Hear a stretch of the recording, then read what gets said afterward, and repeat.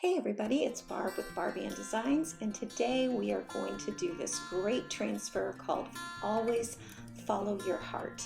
These colors that I've chosen kind of remind me of the 1980s and 90s when peach and teal were really in, but I still love them. And so I'm using this chalk paste with Chalk Couture in these, this is a silkscreen adhesive back transfer. And it is as simple as it looks and almost as fast. I'm just scraping the chalk paste across the screen and filling it in and then pulling it up as I go, because you do want the chalk paste to be still moist when you pull the transfer up, and then you can give it a quick dry. And this is called the paste and pull method. And when I get this all done, I will pull the transfer completely off.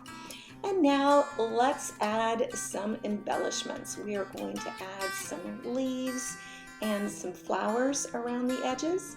Again, I'm using kind of a mint green for the leaf color.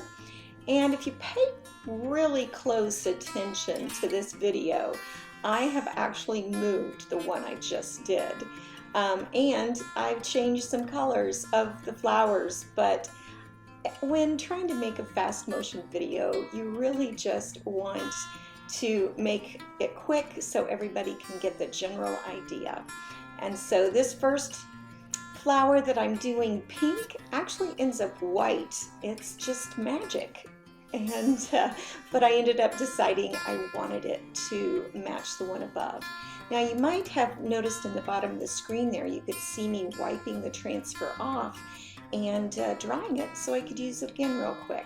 That is part of the beauty of the transfers. And did you quick see the magic of that one leaf moving? I decided I didn't like it where it was. So again, the magic, you can move things around.